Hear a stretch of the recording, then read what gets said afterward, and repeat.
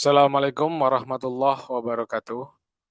Bapak Ibu yang saya hormati, pada kesempatan malam hari ini kita akan masuk ke video yang ketiga. Jadi pada pertemuan yang pertama atau episode pertama kita sudah belajar tentang apa itu pembelajaran bermakna yang diutarakan oleh David Ausubel.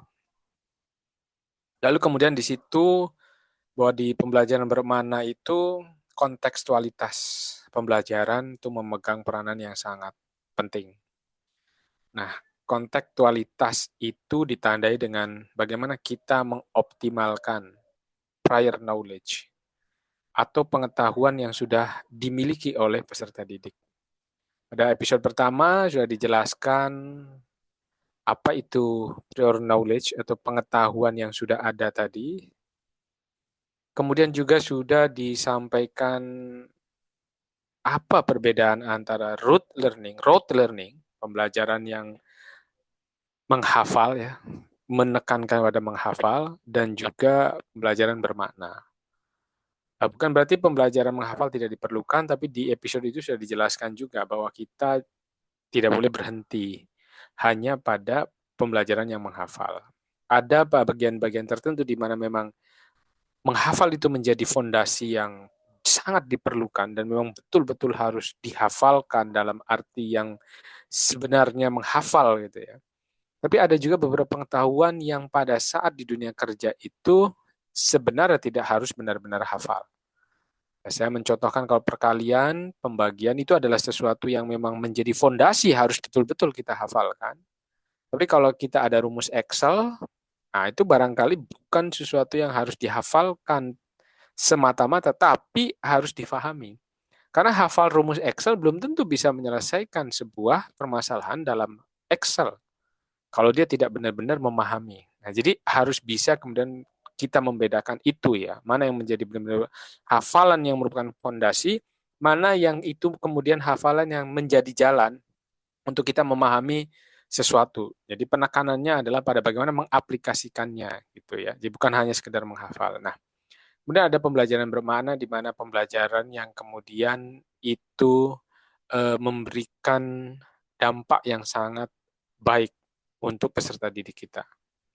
Nah, di episode kedua, kemudian kita membicarakan bagaimana sih kemudian menghubungkan pengetahuan yang sudah ada itu dengan materi yang akan kita sampaikan.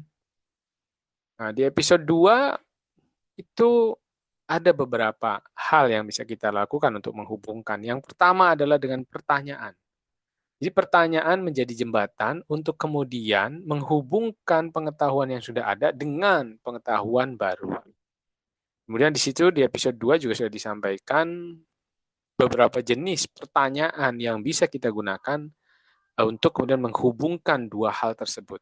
Yang menjadi jembatan, yang menjadi pembuka, yang menjadi sarana untuk mengeksplorasi lebih dalam lagi tentang materi yang sedang kita pelajari. Jadi ada pertanyaan deskriptif, eksploratif, dan hipotetif, ya, gitu, hipotesis.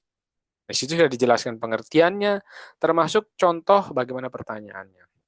Lalu kapan pertanyaan itu kita gunakan? Tentu saja sepanjang pembelajaran. Dimulai dari pertanyaan-pertanyaan pemantik di awal pembelajaran. Nah, selain pertanyaan, kita juga bisa menggunakan bantuan visual untuk menghubungkan antara pengetahuan sebelumnya dengan pengetahuan yang akan diajarkan. Pengetahuan yang sudah ada di dalam pikiran siswa dengan informasi baru yang akan kita blended gitu ya. Nah, itu ya Bapak Ibu. Jadi bantuan visual akan sangat membantu sekali. Bisa melalui pertama alat peraga sederhana, lalu kemudian bisa melalui poster, infografis, video gitu ya. Atau juga bisa melalui konsep mapping atau peta pikiran, peta konsep ya kita menyebutnya, di mana itu bisa menghubungkan pembelajaran yang akan kita tempuh sehingga peserta didik memberikan atau peserta didik mendapatkan satu gambaran terhadap atau gambaran besar dari apa yang akan dipelajari. itulah dua cara di mana kita bisa menghubungkan pengetahuan sebelumnya dengan pengetahuan baru agar pembelajaran menjadi lebih bermakna, agar anak merasa bahwa ini ngapain kita menghitung rumus misalkan di dalam ini. Tapi dia tahu bahwa apa yang dia lihatnya sebenarnya itu dia ternyata didasarkan juga terhadap rumus-rumus misalkan ya, terhadap konsep-konsep pengetahuan tertentu. Sehingga dia jadi tahu misalkan, oh iya ya, ini tuh karena ini gitu ya. Jadi kenapa semakin tinggi sebuah benda diparuh, maka ketika dia jatuh, maka dampaknya akan semakin besar. Ya karena tadi mereka akan mempelajari itu. Dia tahu, oh iya ya, kenapa kok jadi misalkan bisa batu kalau ditaruh di tempat yang lebih tinggi, ketika dijatuhkan dia akan bisa memiliki energi yang sangat kuat gitu ya. Nah, kenapanya itu kemudian dia bisa tahu dari rumusnya, dari pengaruh ketinggian dan seterusnya. Oke ya Bapak Ibu. Oke, sekarang kita akan masuk ke episode ketiga. Bagaimana merancangnya kemudian pembelajaran bermakna tadi. Nah, untuk merancangnya tentu saja kita sebagai guru itu kan ada proses yang pertama itu adalah merancang pembelajaran. Jadi segala sesuatu aktivitas kemudian sampai asesmen itu sebenarnya semua dimulai dari merancang. Merancang pembelajaran, melaksanakan pembelajaran, lalu kemudian mengevaluasi pembelajaran. Mengevaluasi itu di dalamnya ada asesmen, ada refleksi. Jadi evaluasi itu lebih luas daripada penilaian semata. Ya, jadi karena evaluasi juga adalah bagian yang tidak bisa terpisahkan. Nah, di video atau episode ketiga ini kita akan bicara tentang bagaimana merancang tadi itu. Setelah kita mengetahui ya, oh ini prior knowledge itu, oh ya bagaimana kita harus menghubungkan dengan keseharian mereka, dengan peristiwa yang ada dalam keseharian mereka. Itu kita tuangkan kemudian di dalam sebuah perancangan yang disebut dengan rencana pembelajaran atau modul ajar atau lesson plan atau apapun diksi yang dipakai atau istilah yang dipakai. Intinya adalah kita sebagai guru harus merancang betul pembelajaran ini akan dibawa kemana, akan seperti apa disampaikannya. Jadi akan menuju apa, ya kan? Lalu kita juga akan memikirkan bagaimana menguji bahwa kita sudah berada di dalam track yang tepat. Dan kemudian bagaimana kita melakukan itu agar kita bisa sampai ke tujuan. Oke, nah hal tadi, apa yang mau dituju, bagaimana menguji bahwa kita nanti itu tahu bahwa kita udah sampai tujuan, dan bagaimana proses penjalanannya agar kita sampai ke tujuan itu. Nah, itu dimulai dengan apa yang disebut dengan Bapak Ibu backward design. Ya, di sini konsep backward design ini ada di dalam konsep ya. Atau istilah backward design ini ada dalam konsep understanding by design. UBD ya, UBD. Nah, Bapak Ibu yang sudah mengikuti PPG, baik PPG Daljab ataupun PPG Piloting, nah, terutama di PPG Piloting itu ada satu tema khusus ya tentang understanding by design yang nanti akan mengarah pada konsep backward atau istilah backward design. Nah, ini adalah muara atau asal ya. Asal dari bagaimana kita menyusun sebuah rancangan pembelajaran bermakna. Pembelajaran bermakna dengan segala konsep, teori, filosofisnya, itu kemudian akan hanya menjadi kumpulan-kumpulan filosofis saja kalau kita tidak menerjemahkan itu menjadi sebuah langkah nyata dalam proses pembelajaran. Dan untuk menyusun langkah nyata dalam proses pembelajaran itu dimulai dengan apa yang disebut perancangan pembelajaran, desain pembelajaran. Dan desain pembelajaran dimulai dengan pemahaman kita atau penerapan terhadap backward design. Ya, oke, di sini saya akan memberikan contoh tentang energi dan perubahannya.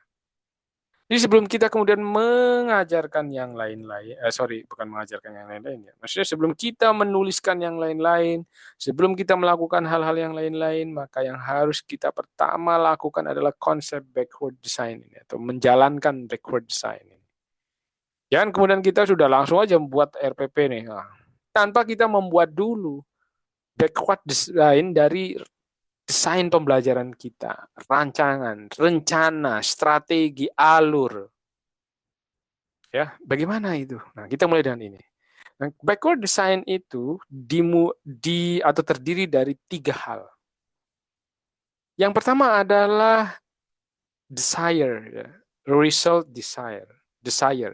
Kalau dalam istilah di bahasa Inggrisnya itu adalah hasil yang diinginkan.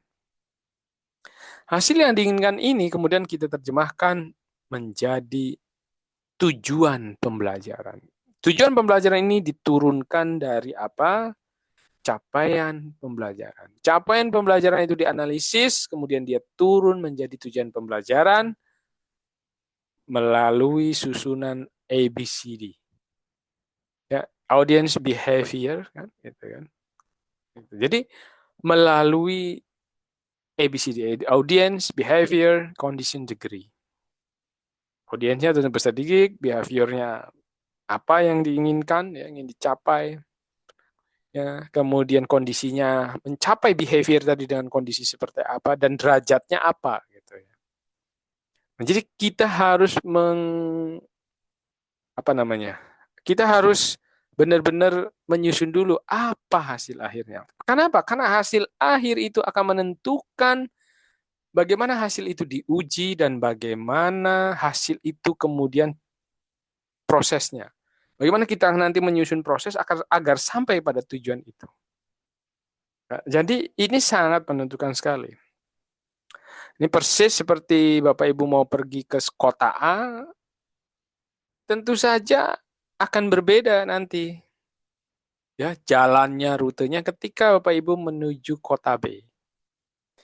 Baik, sebagai contoh, ketika desired result-nya atau hasil akhir yang diinginkannya, misalkan di dalam pembelajaran bahasa Indonesia, peserta didik mampu berpidato dengan baik misalnya. Dengan menerapkan ciri-ciri pidato, misalnya kayak gitu yang baik. Ya. Peserta didik mampu berpidato. Nah, satu lagi tujuannya adalah peserta didik mampu menulis naskah pidato. Nah, dua hal ini memiliki tujuan yang berbeda. Ya, jadi satu kepada keahlian bicara, satu pada keahlian menulis atau skill menulis. Nah, tentu saja alat ujinya akan berbeda. Antara menguji ya, atau kita mencari bukti, evidence, ya, mencari bukti bahwa seseorang sudah mencapai tujuan yang diinginkan itu, akan berbeda untuk yang tadi mendemonstrasikan pidato dengan menulis naskah pidato.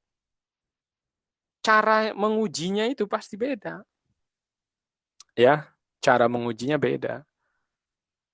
Nah, kemudian bukan hanya cara mengujinya saja yang berbeda, tapi juga nanti proses pembelajarannya, penekanannya akan berbeda.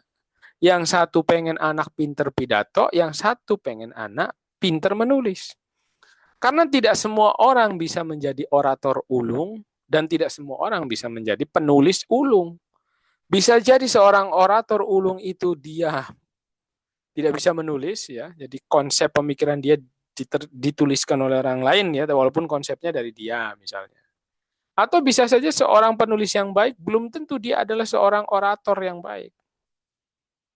Orator orang yang berpidato gitu misalnya yang baik. Nah, ini jelas akan membedakan cara pengujiannya dan cara proses pembelajarannya. Penekanan proses pembelajaran kan beda. Ya, gitu. Jadi kita harus menulis dulu tujuannya. Di sini saya menuliskan melalui contoh nyata. Disinilah pembelajaran bermaknanya mulai kita tuliskan di sini dan jelas. Conditionnya udah jelas nih.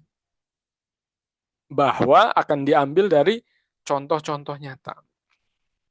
Meskipun seandainya tidak ditulis sekalipun, pembelajaran bermakna itu, meaningful itu, selalu dia bagaimana mengkaitkan dengan keseharian. Mengaitkan dengan event yang terjadi pada dunia nyata. Ya, jadi melalui contoh nyata, peserta didik mampu menganalisa. Apa yang dianalisa kontennya, konsep perubahan energi dengan benar, bisa dengan tepat, dengan benar, misalnya gitu. Ya, Jadi ini adalah contohnya. Nah, di sini meaningful sudah dicantumkan secara apa namanya? Secara eksplisit ya. Oke. Pemahaman yang diharapkan adalah peserta didik memahami bagaimana energi potensial berubah menjadi energi kinetik dalam sistem roller coaster.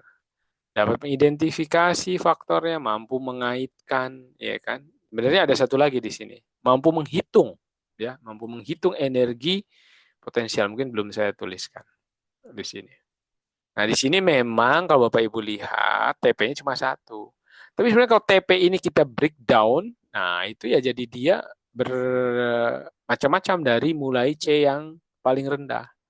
Dia harus memahami dulu, dia harus menghafal rumus nantinya agar bisa menghitung kan. Lalu kemudian dia harus bisa menghitung. Jadi dia harus bisa menghafal dulu sebelum dia bisa menghitung. Itu dengan katanya dia mengingat rumusnya agar dia kemudian bisa menerapkan rumus itu dalam perhitungan. Nah, setelah dia dapat menghitungnya dengan perhitungan, itu bisa digunakan untuk memperkuat analisa dia tentang bagaimana konsep perubahan energi yang terjadi dalam suatu sistem di kehidupan nyata. Kurang lebih seperti itu ya Bapak Ibu ya. Oke. Kemudian tadi saya bilang, bukti asesmennya apa? Pertama, dia bukti asesmennya adalah kita akan, peserta akan mengamati dan menganalisa bagaimana EP dan EK bekerja dalam sebuah sistem simulasi. Jadi nanti saya sudah merancang nih, akan menggunakan asesmen formatif individu. Nah ini bisa dengan tanya jawab ya, bisa dengan kemudian soal singkat ya, bisa macam-macam. Di simulasi roller coaster. Kemudian saya juga akan membuat LKPD, di mana peserta didik akan mengisi LKPD berisi pertanyaan tentang perubahan energi, termasuk perhitungannya di sini ya, dan kemudian analisanya. Jadi bagaimana perhitungannya digunakan untuk analisa. Nah, kemudian yang ketiga adalah observasi guru. Ya, sebenarnya ini masih ada satu lagi ya Bapak Ibu ya, yaitu melalui tes. Ya, tes nanti saya itu rencananya esai juga ya, sebagai asesmen sumatifnya nanti. Jadi di sini ada satu lagi ini sebagai asesmen sumatif. Satu lagi di sini baru dituliskan yang kognitif ini dua ya. Kognitif kita satu lagi nanti itu adalah untuk asesmen sumatif. Setelah pertemuan ketiga. Kalau ini kebetulan karena masih pertemuan pertama, jadi belum ada asesmen sumatif. Karena ini untuk pertemuan pertama ya. Nah, tapi sebenarnya nanti ini rencananya saya 3 pertemuan. Nah, setiap pertemuan tentu ada TP-nya masing-masing, ada yang mau dicapai dari setiap pertemuan, dan nanti setelah pertemuan ketiga itu baru ada asesmen sumatifnya nanti ya. Oke, jadi di sini di pertemuan pertama saya masih menekankan pada formatifnya gitu. Kemudian apa saja nih kegiatan pembelajarannya? Oke, coba lihat. Diberikan penguatan awal oleh guru dengan metode demonstrasi menggunakan alat peraga sederhana. Nah, tadi alat peraga sederhana bagian dari bantuan kita menghubungkan pengetahuan yang sudah ada dengan pengetahuan yang baru. Ya, kemudian di sini melanjutkan penguatan melalui simulasi aplikasi web. Ya, ada aplikasinya mungkin nanti di bawah ditunjukkan.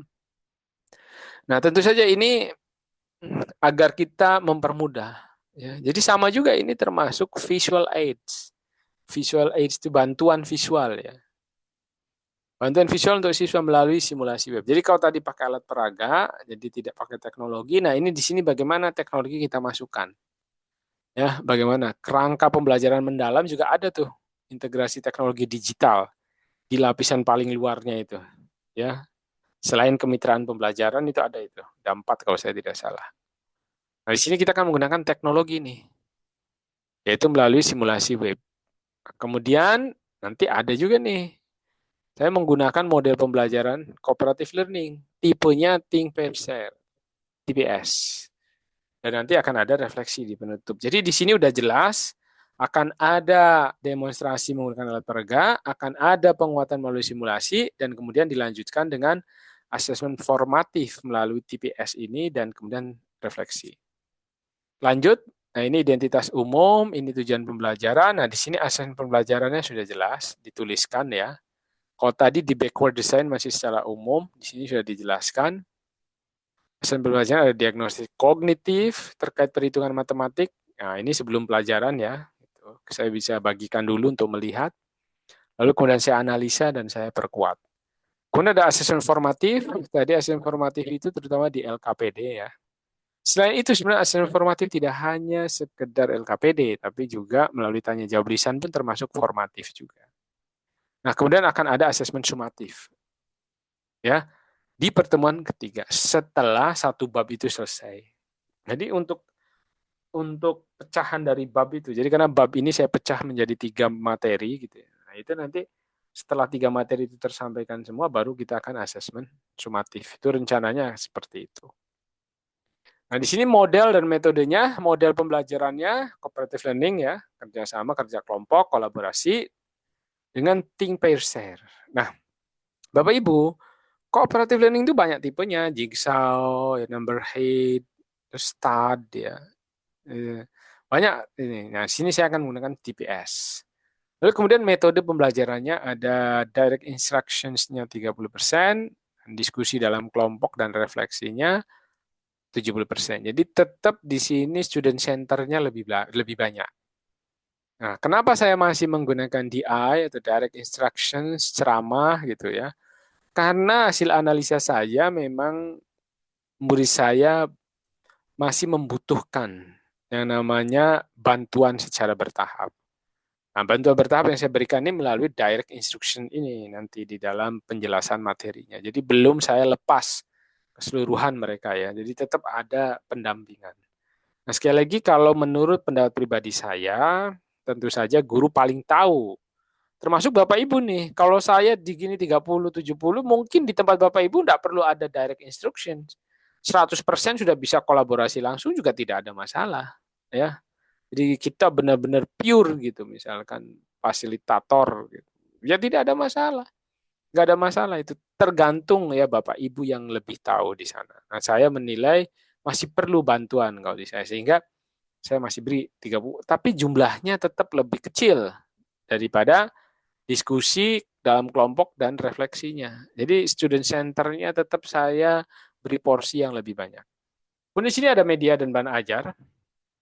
Saya udah berikan ini ya, media dan bahan ajarnya semuanya ada di sini, termasuk web simulasinya. Alat peraganya nanti di bawah akan ada saya tunjukkan. Mungkin kemarin sudah ditunjukkan ya. Kemudian ini adalah kegiatan pendahuluannya Bapak Ibu.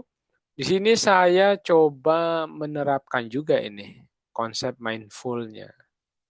Jadi mindful berkesadaran itu kan meminta anak itu betul-betul menyadari bahwa mereka berada di kelas itu untuk mengkonstruksi ya, menyusun, mendapatkan. Sebenarnya kalau mendapatkan seolah-olah diberi, tapi kalimat lebih tepatnya sebenarnya menyusun pengetahuan baru yang dia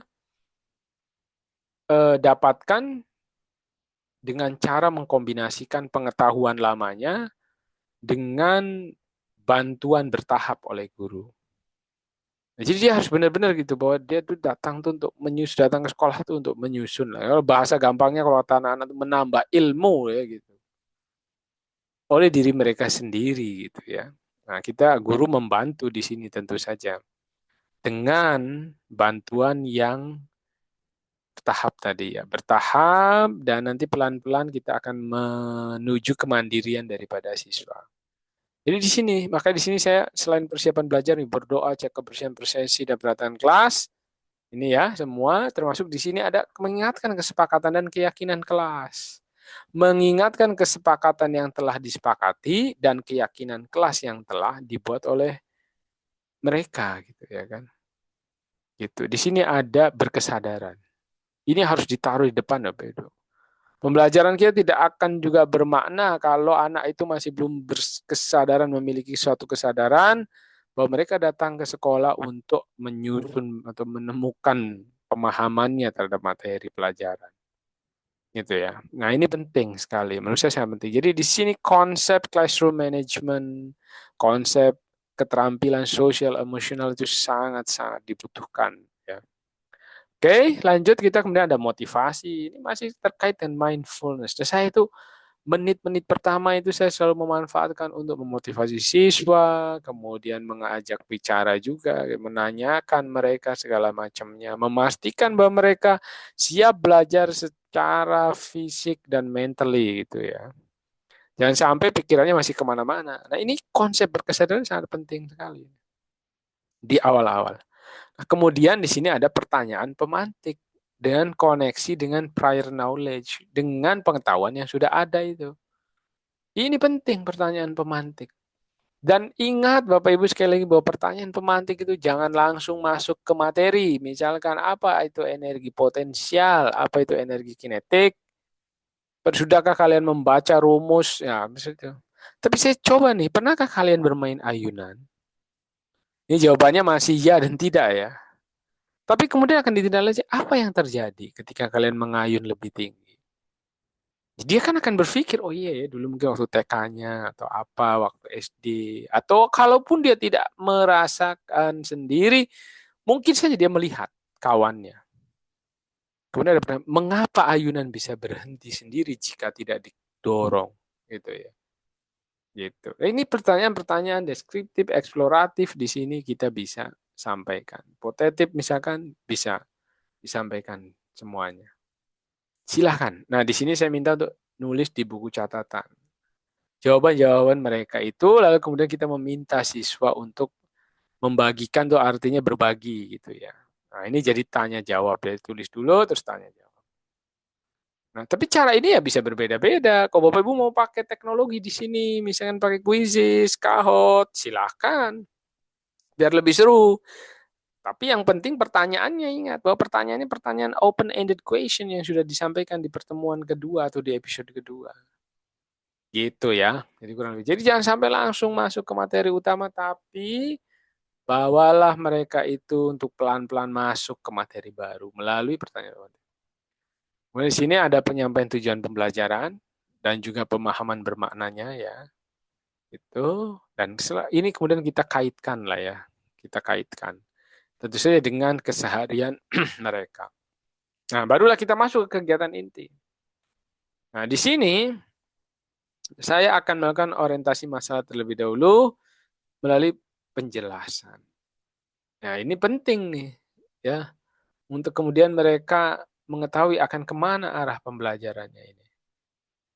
Nah, makanya di sini saya kemudian menuliskan ya, Bapak Ibu, apa sih yang saya lakukan di sini? Saya mengajak anak keluar kelas, kemudian menyusun alat peraga, baru menjelaskan konsep. Nah, di dalam menjelaskan juga, di dalam direct instructions, Bapak Ibu ini saya sudah kasih contoh, jangan sampai kemudian nih, jadi beban-beban siswa dalam belajar itu dalam berpikir tentulah ya, mereka tiap hari dimasukin informasi baru, tentulah lama-lama juga ada beban. Karena bagaimana working memory kita atau memori jangka pendek kita itu terbatas ya kan.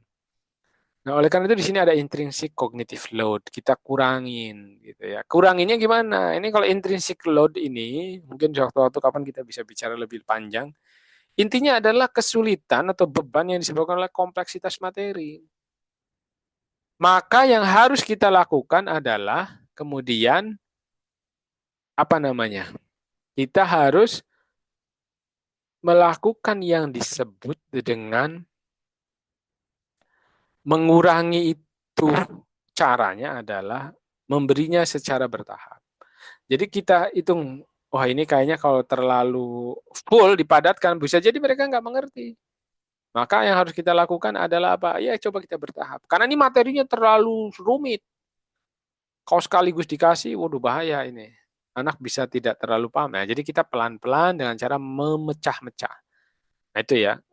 Nah, ada lagi di sini juga, kemudian kita juga pakai bantuan tadi. Bantuan, karena bantuan tadi kan bisa menghubungkan antara pengetahuan yang sudah ada dengan pengetahuan baru. Selain itu, ternyata dia bisa mempengaruhi juga beban kognitif. Nah, kalau kita salah dalam cara pengajaran, misalnya kita ceramahnya itu full ceramah ngomong aja kita, ya mereka nggak bisa memvisualisasi gitu. Makanya di sini kita coba pakai alat peraga. Selain bahwa dia itu bisa menghubungkan pengetahuan lama yang mereka lihat dalam keseharian, itu juga ternyata bisa mengurangi beban pikiran mereka ya, beban kognitif namanya, bukan beban pikiran, beban kognitif belajar mereka. Oke, nah kemudian Bapak Ibu juga harus lihat di sini, setelah penjelasan guru, kita akan melakukan tanya jawab. Lisan aja ini. Yang penting kita tujuannya ngecek. Jadi Bapak Ibu, sebelum Bapak Ibu berpindah pada satu konsep, ya, pada saat masih menjelaskan nih, misalnya kita akan 15 menit menjelaskan, terdiri dari bagian-bagian kecil yang sudah kita atur. Nah, setiap kita mau berpindah, kita harus cek dulu, jangan-jangan dia belum paham. Gitu. Ya, gitu. Jadi kita cek dulu. Maka di sini perlu adanya ya tanya jawab lisan. Oke, kemudian di sini meminta peserta didik menuliskan pemahaman konsep menggunakan kata-kata sendiri. Ini juga nggak apa-apa gitu ya. Nah, ini alat peraganya dan ini adalah web ya. Ini di kedua. Jadi setelah pakai alat peraga ini, kemudian saya pakai website yang bisa dibuka di HP ini. Jadi buka nih di HP. Webnya sudah saya temukan juga nih. Memang ini harus browsing ya, harus benar-benar kita tuh benar-benar browsing gitu. Nah, ini kemudian kita masuk juga yang kedua. Setelah saya menjelaskan semuanya, sebelum anak itu bekerja secara berkolaborasi di kelompok, itu saya berikan dulu modeling. Modeling itu kayak contoh soal lah. Tapi di sini itu harus benar-benar modeling contoh soal itu yang juga bukan hanya sekedar kita menjelaskan, tapi juga coba perlahan kita ajak siswa terlibat di sini.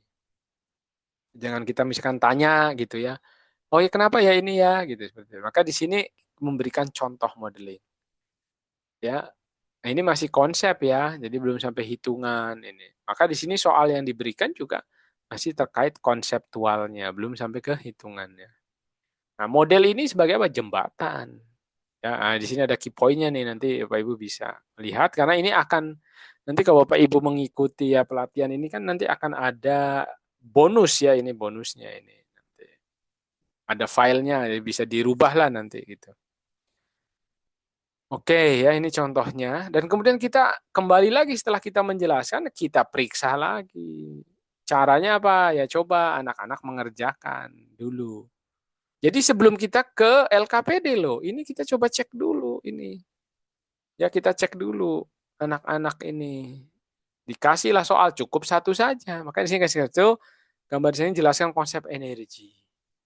Nah, jadi di sini kita harus rutin tuh. Menurut Profesor Barack Rosenstein, nanti kita ada pelatihannya ya. Guru efektif itu akan secara rutin memeriksa. Di dalam proses pembelajaran itu dia akan periksa. Nah, di sini maka saya periksa dengan ngasih soal satu lah gitu kurang lebihnya.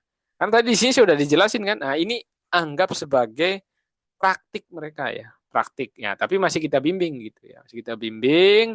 Mungkin bimbingannya ini di sini kita masih sekitar 70% mungkin kalau udah di sini ya. Sambil dibimbing. Nah, kemudian baru masuk nih diskusi kelompok. Di sini bimbingan kita mulai turun nih. Walaupun kita tetap membimbing gitu ya, mulai turun. Gitu. Karena untuk memberi kesempatan mereka untuk berkolaborasi dengan temannya. Jadi mungkin kita di sini mungkin 20% lah gitu mungkin. Ya Bapak Ibu, mungkin 20% gitu cukup. Sementara anak berkolaborasi. Maka di sini student centernya. Kan saya tadi di awal itu kan masih 70%. Nah ini ya. Nah LKPD-nya juga terkait dengan LKPD kejadian-kejadian nyata nih. Ternyata kejadian nyata juga. Keseharian mereka kayak contoh ini roller coaster. Kalau di energi apel yang jatuh ya banyak lah ya. Itu. Nah ini ada TPS. Nah, TPS ini boleh sintak-sintaknya. Dan ada juga key point-nya. Ini Bapak Ibu bisa baca sendiri ya key point. Nah, setelah ini kita ke kegiatan penutup nih. Setelah nanti dia itu diskusi kelas, presentasi, penyimpulan konsep ya ini. Nah, kita penutup. Nah, penutup ini paling penting. Ada yang disebut dengan refleksi tadi. Nah, refleksi dia kembali lagi nih ke mindful learning. Kalau tadi di sini kita masih namanya meaningful. Ya, di sini juga ada meaningful nih. Karena apa LKPD-nya terkait dengan kejadian sehari-hari. Nanti mungkin saya tunjukin ya. Harapannya ketika mereka belajar bersama ada perasaan senang gitu ya. Mereka itu berkolaborasi dengan temannya. Jadi kita harus menciptakan juga atmosfer yang membuat anak senang dengan LKPD ini gitu. Berdiskusi itu senang gitu mereka itu. Bagaimana men-trigger ini? Ya itulah salah satunya. Ya, kita harus bisa di situ. Nah, di sini kita kembali lagi nih mindful. Ya, pertama refleksi pertama melalui jurnal. Saya tuh punya jurnal. Jadi saya minta anak itu ngeprint jurnal. Nah, dia tiap selesai pembelajaran ditulis jurnalnya, tulis jurnal. Jadi jurnal itu nanti isinya tentang apa yang mereka pelajari, mereka udah bisa apa, kesulitannya apa, kenapa mereka bisa sulit tadi, terus gimana caranya itu saya minta tulis itu jurnal refleksi. Nah, ini merefleksikan tuh penting juga ya, merefleksikan dari apa yang sudah dipelajari. Selain itu, merefleksikan juga sebuah konsep ya. Jadi kalau Bapak Ibu nanti di pengalaman apa namanya pembelajaran mendalam itu ada namanya pengalaman belajar. Ada prinsip belajar tiga ya tadi itu. Prinsip pembelajaran yaitu berkesadaran, bermakna dan menggembirakan, dan ada yang namanya tadi pengalaman belajar. Jadi dari memahami, mengaplikasikan dan merefleksikan. Nah, merefleksikan itu tidak hanya merefleksikan apa yang sudah dipelajari, tapi juga bisa merefleksikan pelajaran yang tadi itu dalam konteks yang lain. Jadi kalau saya menjelaskan tentang roller coaster itu dapat dia bisa merefleksikan itu dalam pembelajaran yang lain terkait dengan materi itu. Misalkan kalau tadi roller coaster ya. Misalkan pada saat kita memberikan contoh mereka main prosotan atau kita di taman di tempat-tempat hiburan itu kan ada tuh yang dari atas gitu ya. Nah, mereka kemudian meluncur ke bawah gitu. Kan banyak itu sekarang. Ada yang masuk ke air gitu ya. Tapi ada juga yang nggak ke air ya kayak di rumputan kayak gitu. Nah itu konteks yang berbeda dari roller coaster, tapi tetap menggunakan tema yang sama. Jadi harapannya pemahaman dia di roller coaster itu bisa direfleksikan juga dalam pemahamannya tentang energi di dalam kejadian yang lain. Nah, selain tadi ya, selain refleksi tentang apa yang sudah mereka pelajari. Lalu ada kesimpulan pembelajaran. Silahkan. Jadi ini bisa saja dioper ya. Kesimpulan dulu, lalu refleksi boleh juga. Dan paling penting juga ada motivasi penutup dari guru. Nah, ini juga diharapkan Bapak Ibu bisa kemudian memberikan motivasi kepada peserta didik sebagai penutup setelah tadi dua dua kegiatan ini adalah dilakukan oleh peserta didik. Di sini kita guru kembali memberikan um, scaffolding lagi, bukan bantuan tapi di sini adalah kita memberikan penguatan lebih tepatnya. Nah, ini adalah contoh bagaimana kita kemudian menyusun rangka. Nah, kalau sudah disusun kan berarti tinggal dilaksanakan. Setelah dilaksanakan nanti kita lihat refleksinya gimana nih rencana ini tuh. Ada kurang nggak? Ternyata misalkan oh anak ternyata aktif apa itu. Nah, berarti kita kan bisa jadi catatan. Kalau anaknya ternyata belum tergerak, apa nih yang salah? Padahal saya udah merancang. Maka kita sebagai guru perlu melakukan evaluasi. Nah, di dalamnya adalah refleksi itu. Refleksi terhadap proses pembelajaran, terhadap hasil dari pembelajaran. Itu. Baik Bapak Ibu, kurang lebih itu yang bisa saya sampaikan di episode ketiga. Bagaimana kita menyusun atau merancang pembelajaran bermakna di dalam kelas. Jadi mudah-mudahan nanti Bapak Ibu juga bisa mengikuti atau bisa mengadaptasi ya dari apa yang sudah saya rancang. Gitu. Mudah-mudahan bisa dipahami semuanya. Kita nanti kalau ada yang kurang dipahami bisa Bapak Ibu kemudian berdiskusi. Jadi di episode 1 kita sudah belajar tentang bagaimana pembelajaran bermakna dan apa utamanya atau urgensi gitu dari pengetahuan yang sudah ada di dalam pikiran siswa. Episode kedua, bagaimana menghubungkan itu yang sudah ada dalam pikiran siswa dengan pengetahuan baru. Dan di episode ketiga, kita belajar bagaimana menyusun itu semua menjadi sebuah skenario pembelajaran.